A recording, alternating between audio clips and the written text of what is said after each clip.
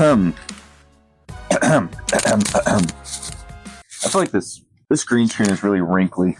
This is like, I can't do it. This green screen's horrible. It's so wrinkly. There's nothing I can do about it. Welcome back to my Pittsburgh Force expansion series. Last episode, we lost a lot. We lost a lot. We ended up going 6-15 in our first 21 games of the season. So yeah, that's all that happened last episode. We just sucked a lot. We did a lot of lineup adjustments. We suffered a lot of injuries, decent bit of injuries, and now we're here. And before we just jump to the episode here, I just wanted to give a quick update, quick announcement for the series, and just say that I've decided I'm not going to play the games anymore because I'm simply just the head of basketball operations, all right? I'm not the coach. I'm not on the coaching staff. I'm not a player on the court. I am simply just the head of basketball operations. I make trades. I sign players. I do all the executive orders, all that stuff. But when it comes to a game, all I can do is sit back and watch and root for my team. So that's what I'm going to do moving forward. Now with that out of the way, let's go ahead and start the episode and go over the month of December.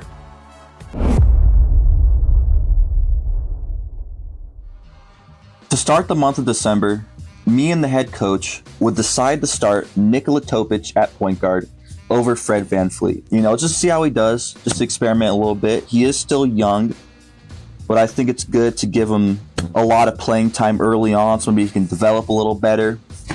And also, I don't think Fred VanVleet really cares because we're not playing winning basketball. Fred's just happy to be here, as you'll see later on in the episode. He loves it in Pittsburgh. To start the month, on December 2nd, we would face off against the Los Angeles Lakers, meaning that Nikola Topic would have to go head-to-head against Luka Doncic in his very first start of the season. Live coverage of this Tuesday night NBA game here on 2K Sports. Brian Anderson here, joined by our analysts, Hall of Famers Grant Hill and Doris Burke, plus reporting from the sidelines, Allie LaForce. Here's a look at some stats for him. Trey Johnson was so hyped before the game. He's hyping up the crowd. He decides to jump on the announcer's table, pump everybody up, double pointer fingers in the air, beating his chest, and he just does a backflip. He just does a backflip off the scorer's table or the announcer's table. I don't know who put cocaine in his Wheaties this morning, but Trey Johnson was fired up for this game. And you know what? I love to see it. I love to see it. That's what we need in Pittsburgh. We need spirit. We need effort. So Trey Johnson, he's bringing that early. You love to see it. But unfortunately, that tenacity and that effort would not translate in this game. I can say that. We started off horribly. We lost the tip. And Luka went ahead and threw a bullet down to their center in the paint, and we had an early 2-0 start. Yeah, we just couldn't stop the Lakers. We just couldn't stop the Lakers, man. We were giving up open threes. Austin Reeves hit like 3 threes in the first quarter. Topic could not stop Luka Doncic at all. So I think that play just summarizes it. I'm gonna show it here. I don't know. Oh God, I'm sorry. Yeah, we couldn't get anything to go. Our defense was horrible this game. There was one possession that summed it up perfectly, where we gave up 2 offensive rebounds, and then they would eventually tip it out of bounds. They'd get it back, and Austin Reeves would get a wide open corner 3. And unfortunately, the momentum never really changed. Never really got back in our direction. Our offense looked. If our defense was bad, our offense was worse. Our coach wasn't really running any sets. We ran a lot of ISOs. Trey Johnson was trying his best to score. Jeremy Grant was trying his best to score, but it wasn't enough. However, we would have one shining moment here in the first quarter of this game, as Trey Johnson would take it in on Austin Reeves and get a nasty poster dunk. And he'd also give me an easy thumbnail. That's going to be the thumbnail for this video. After this, it was all downhill. And it was never close. If I'm going to be honest with you, it was never close. Lakers were just dominant. They were dominant in the paint. We couldn't stop them inside, despite Ball being 7'2". I don't know what he was doing down there, but it wasn't defense. He wasn't playing any defense. And then our offense was just stagnant. You know, we weren't running a lot of sets. We weren't running a lot of plays. We're running some pick and roll here and there. That wasn't really working. And yeah, that's how the cookie crumbled. We'd never even make it close. I don't think it was ever within a 10-point game after the first quarter. To end the game, though, Trey Johnson would finish with 29 points on 11 for 20 shooting. So that's something. Jeremy Grant right behind him with 20. And Nikola Topic in his first start would only score 6 points on 2 for 11 from the field and 0 of 3 from 3. So, not the best scoring, but he would grab 7 rebounds and dish out 12 assists. So, that's something. Yeah, so despite his scoring troubles, Nikola Topic would actually be responsible for 35 points this game. So, he's still making an impact. He was still a negative 10 on the plus minus, but still I'd say an all right game for him as a starting point guard. So yeah, Topic was a solid playmaker this game.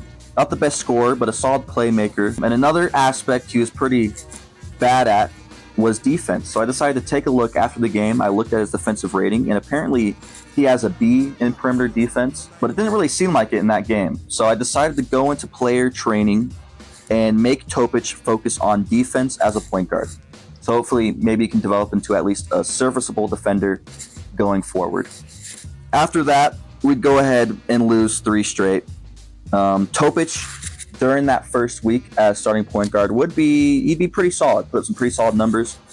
He would put up 24 against the Magic, as well as 3 rebounds and 4 assists.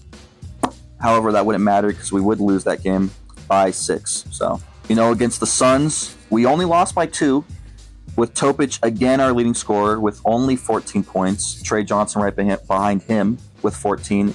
And Jeremy Grant also with 14. Can we get anyone to score more than 20 points? No.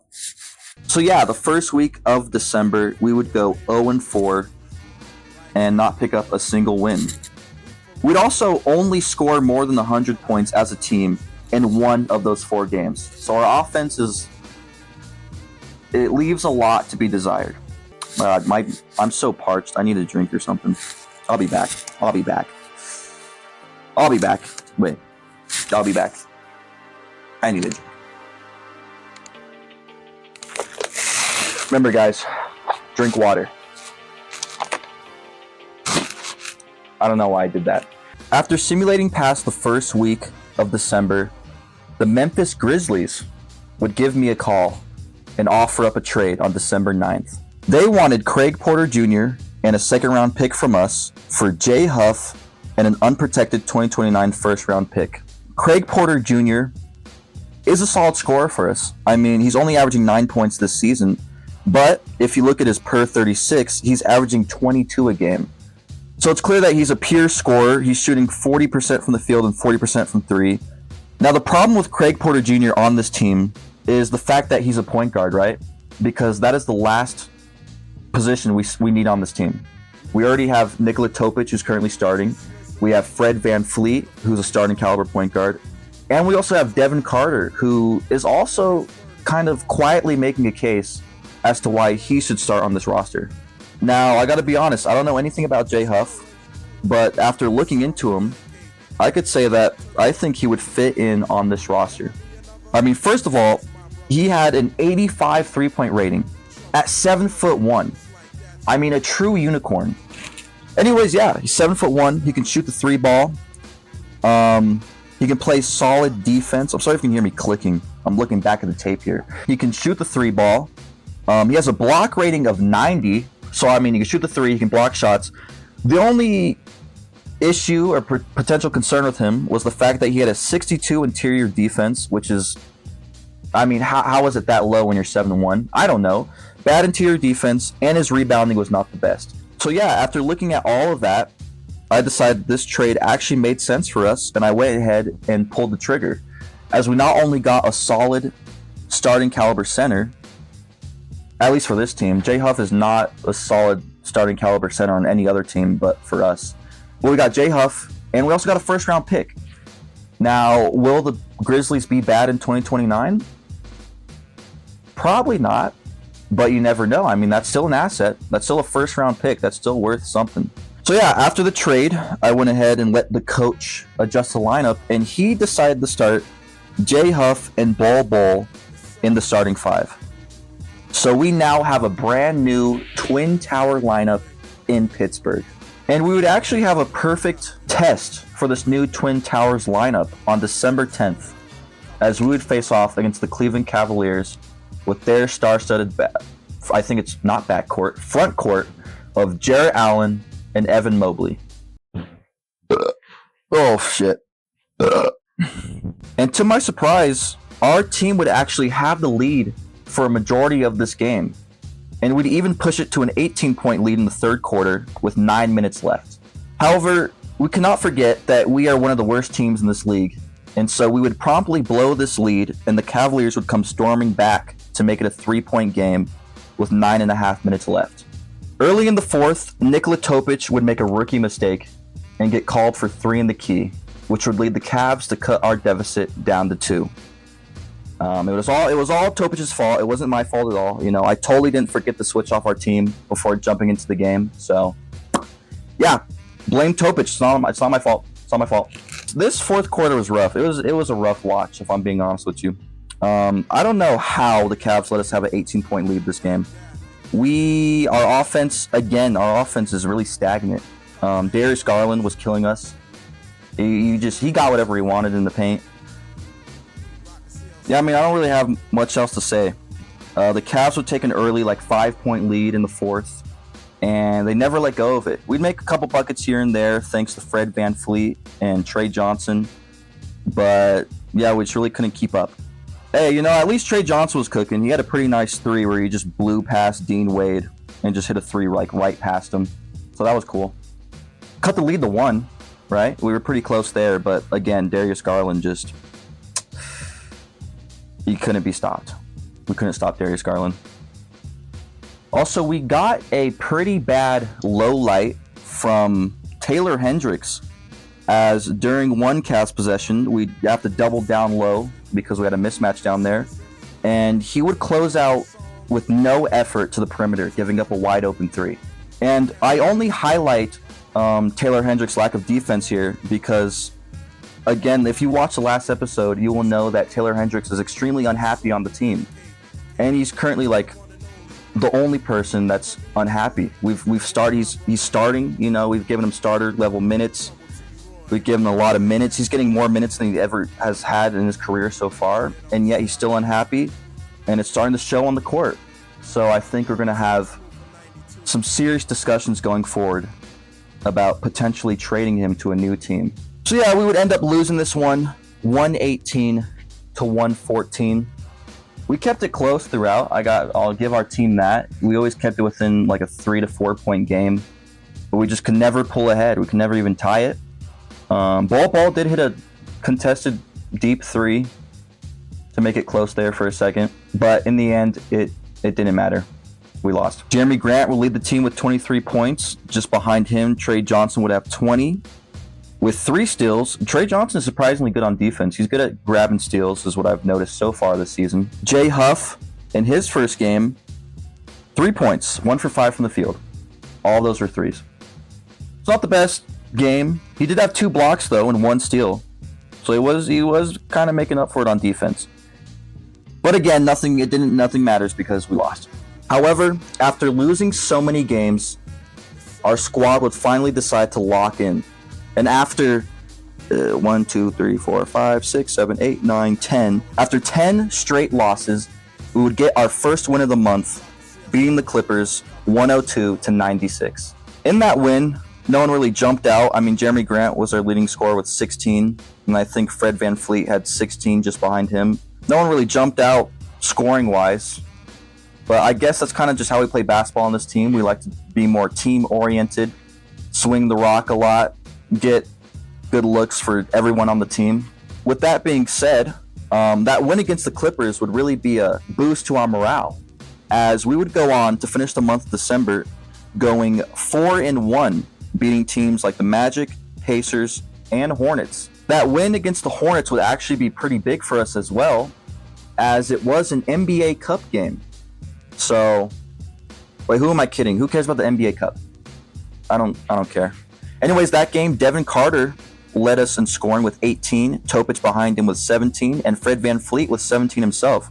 So our 3 point guards there putting up buckets. It kind of reminds me of the Suns when they had 3 point guards. They had like Eric Bledsoe, Goran Dragic, and I think Isaiah Thomas. So we're kind of giving off 2000s, mid 2000s Phoenix Suns vibes with our 3 point guards here. I don't know. So is that a good thing? Is that a bad thing? Who knows? But yeah, we beat the Hornets. So yeah, that would eventually cap off the month of December. With that out of the way, let's go ahead and jump into January. Oh, God. My balls is hot.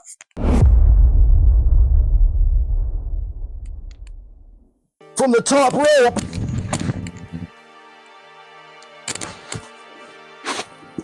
Get this fucking...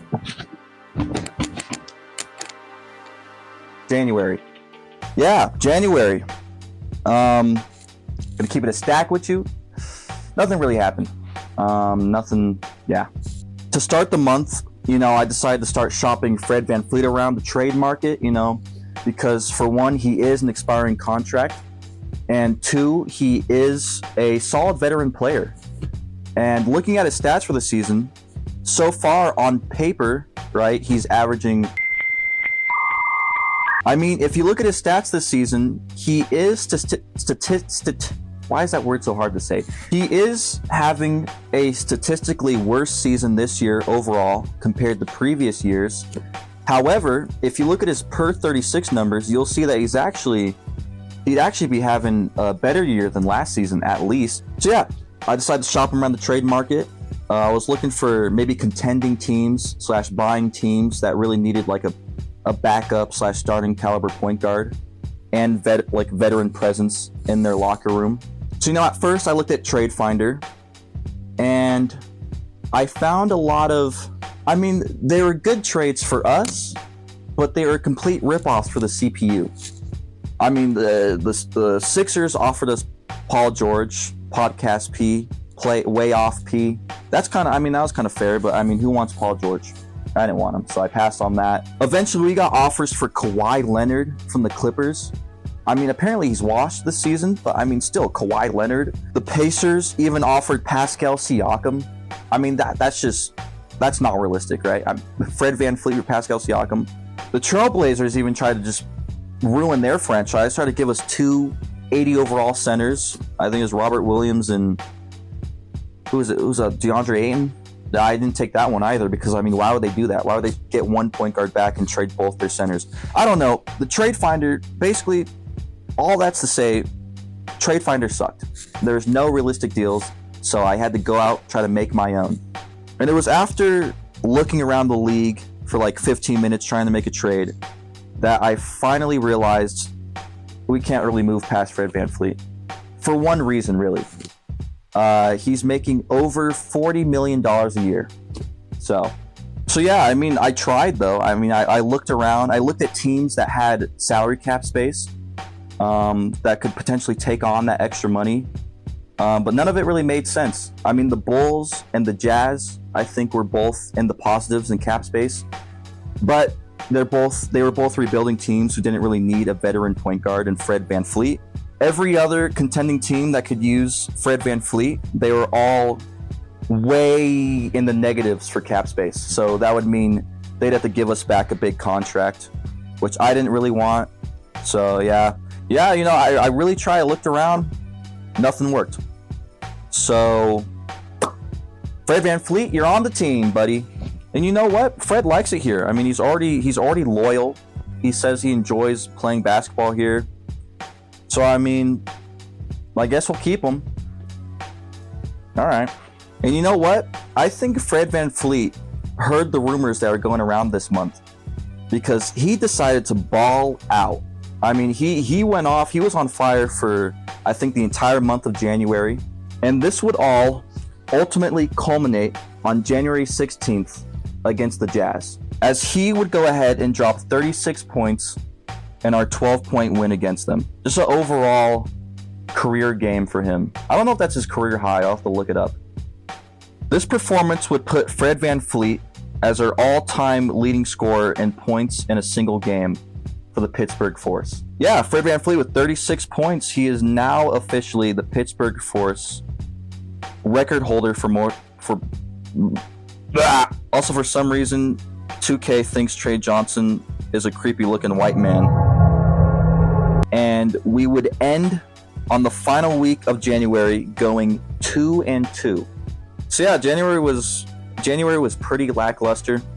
Let's look at my notes here. I don't think there's anything else. Oh yeah, January 4th though, early in the month, we had a game where we only put up 78 points. No, it wasn't 78 points just in the third quarter alone. No, it was 78 points in the entire game. So that was fun. Our offense is ass. It's horrible. Also, the Celtics got Brook Lopez somehow. I saw that when I'm looking at a box score against them. We haven't beat the Celtics yet this entire season, by the way, which is not surprising. But yeah, how did they get Brook Lopez? I think they're doing black magic down there in Boston, Massachusetts. Some evil's going on down there. It ain't right. It just ain't right. And with that, we finally arrive to February, where we look to make one last move before the trade deadline. That took me like 5 takes to do. It's not even a good sentence. Woo! Oh! Trade deadline. Yeah. So all in all here, it looks like I spent a total of 40 minutes just looking around for trades at the trade deadline. On our trading block, we had Fred VanVleet, Harrison Barnes, Larry Nance Jr., and Taylor Hendricks. But we already know we can't move Fred VanVleet. I tried. I kept trying. Didn't work. Didn't learn my lesson. Then I tried moving Barnes and Larry Nance Jr., but I mean, they're kind of having like lackluster seasons this year, so no one really wanted them. And so that only left Taylor Hendricks. Me and the rest of the guys in the front office got to talking. We understand that he's only 22 and he has a lot of upside, and he's already a pretty well-developed player at his age. He's a good defender, can shoot the three, all this stuff. But I mean, we had to move him at the deadline because he was a locker room cancer. Okay, he was the only player on the team that was upset. Everyone else was having a fun time. Fred VanVleet didn't care that we're losing. He's making $40 million and he's having himself a grand old time. Everyone else was happy, but no, Taylor Hendricks was upset. He was slowly bringing down the locker room. Coach was telling me this, so finally I was like, you know what? It's a shame, but I think we'll move on from Taylor Hendricks. So I took the trade finder with Taylor Hendricks, and I found a couple of interesting deals, right? I looked at multiple teams. I looked at the Thunder. At first I tried to give the Thunder Fred VanVleet because they really needed a backup point guard. They didn't have anyone behind Shea. So I looked at that, but the only way that would work is if they gave me Isaiah Hartenstein back, and that wouldn't make sense. So then I was like, okay, what if I gave you Taylor Hendricks for like one of your young guys and a pick? And it still didn't work. The Thunder are just making too much money. They haven't even paid Jalen Williams yet, so I don't know what they're going to do. That's besides the point. The Thunder didn't work out. I got a lot of decent offers. The Pelicans offered us Herb Jones. The Magic offered us Jet Howard straight up for Taylor Hendricks. I think they also threw in like a second-round pick or another player there. But that would have been interesting. Jet Howard's also only 22, and he's a really good scorer. So I looked at that. I considered that. But finally, I settled on a trade with the Houston Rockets. Initially, the Rockets were offering us Alex Caruso and their 2030 first-round pick for Taylor Hendricks. Looking at it straight up, they're trying to fleece us, okay? They're trying to get another good young defender for Alex Caruso, who at this point in the simulation is he's kind of fallen off already. But then I remembered something, right? I remembered that the Rockets have like 3 first-round picks from the Suns. In 2K they don't. In 2K they only have 1 first-round pick. And I was like, oh. But you know what? The Suns suck. And I was like, you know what? I'll take that pick. So I offered them Taylor Hendricks for Alex Caruso, their 2030 first-round pick, and a 2027 Phoenix unprotected pick, which could be pretty big in the future. And to this deal, they declined. They declined it. But they gave us a counteroffer, a very interesting counteroffer. They wanted to add on Zeke Najee and one of our second-round picks, and in return they added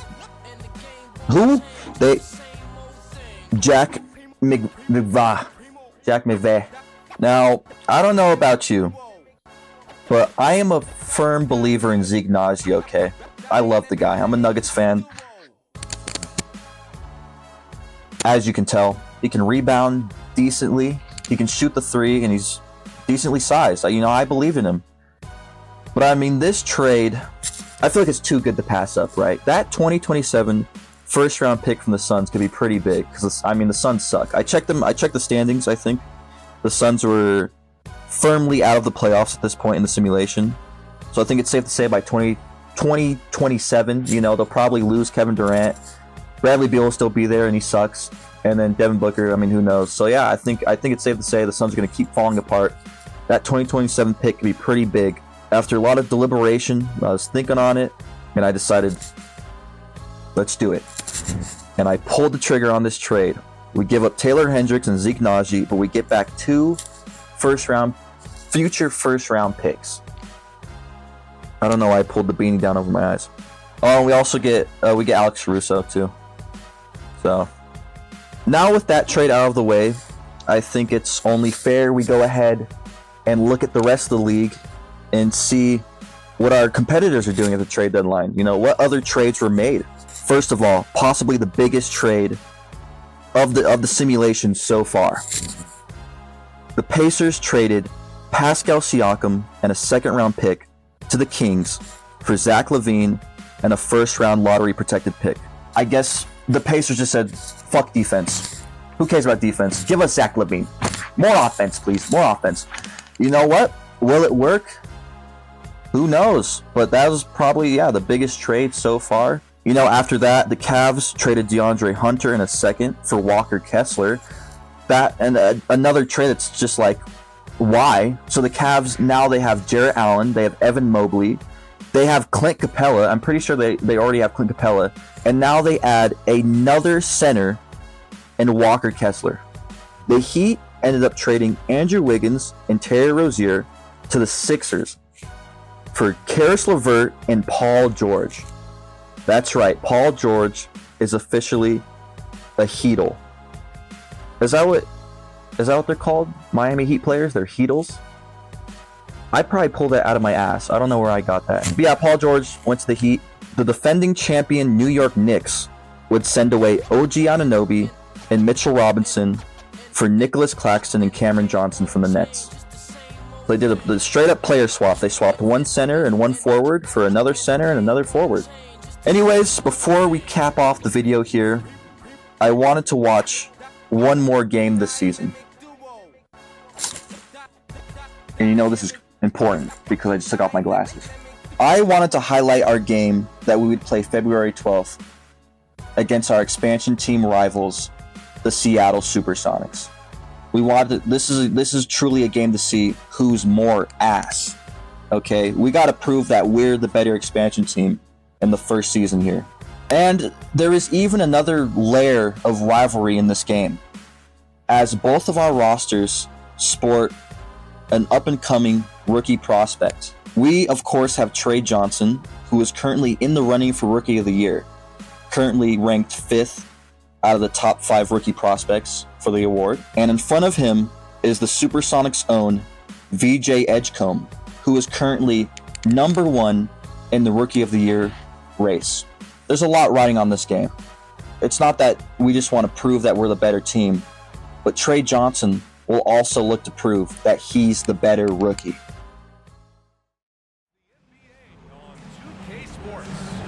Moments away, it'll be Pittsburgh going up against Seattle. Joined by Coach Stan Van Gundy and Grant Hill. This is Brian Anderson. Allie LaForce is our reporter. And a look here at the scoring trend over the last several months for him. Now, spectating this game early on, I could say confidently that our offense has gotten a lot better, okay? It looked like we were actually running sets out there. We were running more pick and rolls. We were running more off-ball action. And Trey Johnson would even set the tone early by making a quick 3 right in VJ Edgecombe's mouth. So yeah, early on that led us to take a 6-0 lead, but the Sonics wouldn't go away entirely. It was kind of back and forth, but we kept the foot on the pedal and we maintained a solid lead. You know, our offense was looking better. We had great defense around the rim. I think Jay Huff got like 3 blocks in the first quarter alone, and also I think he had a steal too. So Jay Huff was going off. Great defense around the rim. I think Ball got a block. We were playing really solid defense down there. Van Fleet was firing on all cylinders tonight, especially in the first quarter. He was relying on a lot of middies. Not just him, but the entire team. We take a lot of mid-range shots, so it's kind of old school of us. I'd like us to branch out, you know, hit more threes. But I mean, if we're knocking down mid-range shots, then I can't complain, right? However, Edgecombe wasn't one to back down and simply take this ass whooping. You know, he took it personally. So he came back, got a couple buckets of his own, and he would then force us to take a timeout with 3:50 left in the first quarter. Yeah, you know, things were looking good. We led by 7 after the first quarter, and the second quarter was mostly the same. We kept the lead for most of the second quarter. Things were looking all right, and we would hold our lead up until halftime, where we would eventually lose it in the third quarter because we've mastered the art of losing our leads in the third quarter. I mean, what can I say? And in the third quarter, we just looked like a entirely different team out there. Everyone was tired, from Fred Van Fleet to Jay Huff and Ball. Literally everyone on the court was tired. We couldn't stay in front of them. Our offense was sloppy, and the Sonics took advantage of that. First of all, there's this one white guy they have named Kolek, who I've never heard of him before. I don't know who that is. He has a real generated face. He's definitely not AI generated, so it's a real player. I don't know who he is, but he was cooking us. And Josh Giddey, oh my God, don't get me started on Josh Giddey. Don't even get me started. No one could stop him. Fred Van Fleet tried his hardest, but that was just barbecue chicken in the paint. Josh Giddey every time just came down the court, just fucking pushed him, put him in the bucket. He just put him in the basket. We couldn't stop him. And we would eventually give up 37 points in the third quarter alone. It's right here. It's written in my notes here. It just says buns. It just says we were buns. And that's my last little note in my notebook here. Eventually, I was so upset I didn't even jump into the fourth quarter to get footage of us shaking hands and us walking to the locker room. I just simulated right past it.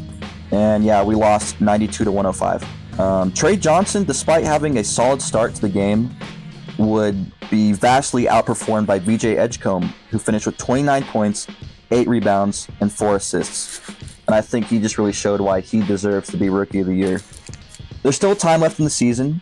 Trey Johnson can pull it around, but I mean, it was just tough tonight. He only finished with 15 points. And he did that on 6 of 17 shooting from the field and 3 of 8 shooting from 3. So Van Fleet tried his best. He had 25. Behind him, Topic had 21, but it just wasn't enough. And we fall to the Supersonics, who I believe are the worst team in their conference. If they're not the worst, I know they're at least the second worst. So that was a big morale hit. You know, I know we're not expecting to win a lot, but you know, we kind of look forward to little victories like that one, like beating a rival like this. I'm burping a lot. I'm gonna wear my beanie like this now so you can see my hairline. Yeah, so that's it. Before we end the video, let's look at some stats here. Let's go over some stats. Oh wait, I threw my notebook away. Oh God. So by February 12th here, we are currently the second worst team in our conference with a record of 21-34. So we're the second worst team in our conference, but overall we're ranked 24th throughout the entire NBA. So I mean, we're not the worst team. There's 5 teams worse than us in the Western Conference. So I'm actually, you know what? I'm pretty proud of that. We're not a playing team, but we're not the worst. And that's a start. I mean, I'll take that. With that being said, we had the 3rd worst offense in the league, which is not surprising. And we had a top 15 defense, though. Not top 10. We're just close there. We're the 12th ranked defense in the league. So, yeah, besides that, if we go over and look at Houston, if you're wondering how Najee and Taylor Hendricks are doing, well, Taylor Hendricks hasn't gotten a single minute. He's an 80 overall, but the Rockets are stacked. So I mean, they couldn't find any minutes for him. But surprisingly, Zeke Najee is averaging 10 to 12 minutes a game so far. He's played 4 games for him, and he's done pretty solid. Blocked a couple shots each game, grabbed some rebounds. So yeah, that's gonna be the video. Hope you guys enjoy. I'm trying to do a little bit of a different style here. You know, trying to incorporate more of the green screen and all that jazz. Trying to take it like month by month. Let me know what you guys think of my moves. Were the trades all right? Do you think I should be fired already? Please say no. Please say I need this job. I need this job. Stay tuned for the next episode where we look to finish the regular season and get all the way to the start of the off season at least, and maybe look at some rookie prospects, because I haven't mentioned them once this series so far. And the draft is going to be pretty important for our franchise, so stay tuned for that. With that being said, I'll see you guys later. Roll out! Oh, that didn't work. Okay, let me try. Oh, I'm probably going to hurt myself here. Roll out! Woohoo! Ah!